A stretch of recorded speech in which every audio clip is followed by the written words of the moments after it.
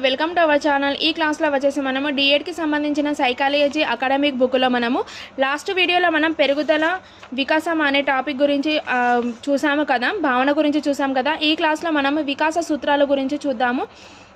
దీంట్లో minimum 1 or 2 bits అయితే compulsory వస్తుంది ఈ టాపిక్ నుంచి। చూడండి వికాస సూత్రాలు అంటే ఏమేమి ఉన్నాయి ఏంటి అనేది చూడండి।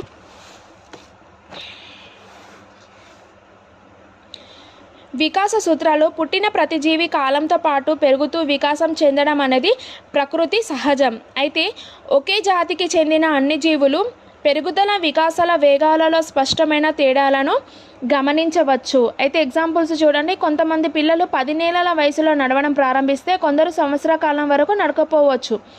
అయితే ఇక్కడ ఒక విశిష్టత ఏమిటంటే ఒకే జాతికి చెందిన అన్ని జీవులు పెరుగుదల వికాసంలో కొన్ని నిర్దిష్టమైన సూత్రాలను మనం గమనించవచ్చు। అవేంటి చూద్దాము।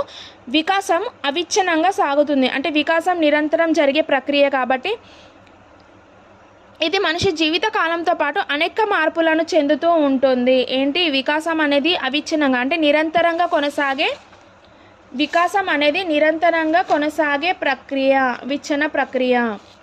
నెక్స్ట్, వికాసం ఒక ఖచ్చితమైన నమూనాను అవలంబిస్తుంది, అంటే తిన్నగా క్రమబద్ధంగా సాగుతూ ఒకే జాతికి చెందిన వివిధ జీవుల వికాసం వేగంలో తేడాలు ఉన్నప్పటికీ వాటిలో